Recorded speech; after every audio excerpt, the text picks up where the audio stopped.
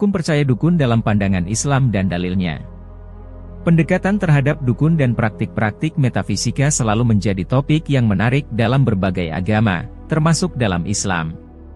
Dalam Islam, keyakinan terhadap dukun atau penyembuh alternatif menjadi kontroversial karena dianggap memiliki potensi untuk menyimpang dari ajaran agama dan mengandung risiko syirik, pemahaman bahwa Tuhan tidak hanya satu. Dalam pandangan Islam, kepercayaan pada dukun atau praktik-praktik lain yang dianggap magis atau gaib sering dianggap tidak sesuai dengan prinsip-prinsip keyakinan Islam yang kuat pada keesaan Allah dan kepercayaan bahwa hanya Allah yang memiliki kuasa atas segala hal. Berikut ini adalah pemaparan tentang hukum percaya dukun dalam pandangan Islam, disertai dengan dalil-dalilnya. Hukum percaya pada dukun. Dalam Islam, percaya pada dukun atau penyembuh alternatif bukanlah praktik yang dianjurkan atau diakui sebagai bagian dari ajaran Islam. Seorang Muslim seharusnya percaya sepenuhnya kepada Allah sebagai satu-satunya penguasa dan penyembuh segala penyakit. Mengandalkan dukun atau praktik-praktik gaib lainnya dapat menyebabkan kesalahan keyakinan dan membuka pintu bagi perbuatan-perbuatan syirik. Dalil-dalil dukun dalam Al-Quran. Ada beberapa ayat Al-Quran yang menyinggung tentang dukun atau praktik magis lainnya dan mengingatkan umat Islam untuk menjauhkan diri dari praktik semacam itu. Berikut adalah beberapa di antaranya.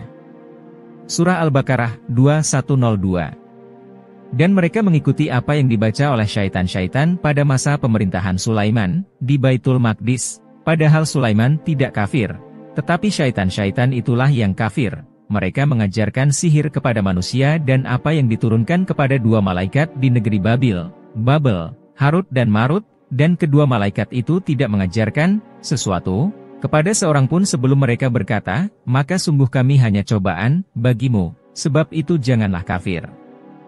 Maka dari mereka, umat Islam, mempelajari dari kedua malaikat itu apa yang dengan sihir itu mereka memisahkan antara seorang suami dengan istrinya, padahal mereka itu tidak memberi mudarat dengan sihir itu kepada seorang pun kecuali dengan izin Allah.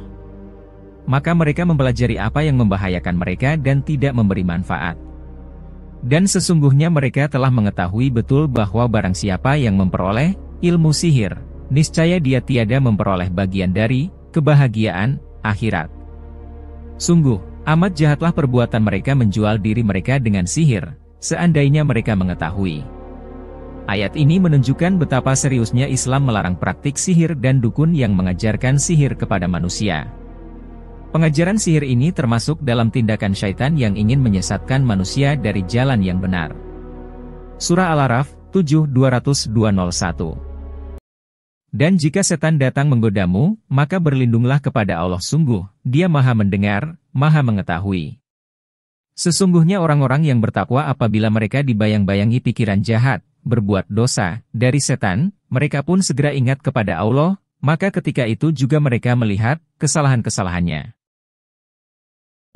Ayat ini menunjukkan bahwa berbicara tentang ayat-ayat Allah dengan cara yang menyimpang dan terpengaruh oleh syaitan bisa membawa kesalahan kepada seseorang.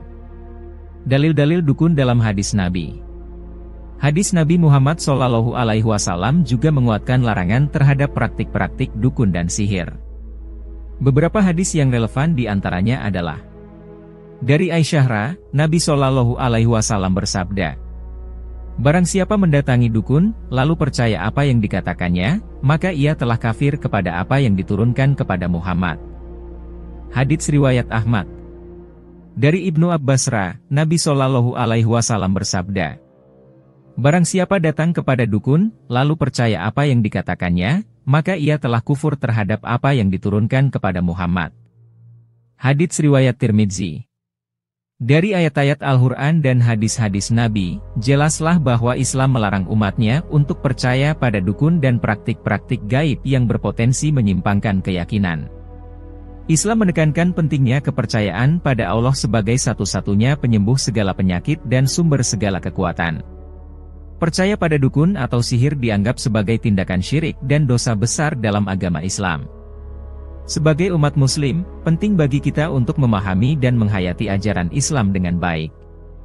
Percaya pada Allah, berdoa kepadanya, dan mengandalkan padanya dalam segala hal adalah landasan utama bagi kehidupan spiritual seorang Muslim. Dengan menghindari praktik-praktik dukun dan sihir, kita dapat memperkuat iman dan menjaga keutuhan keyakinan dalam Islam.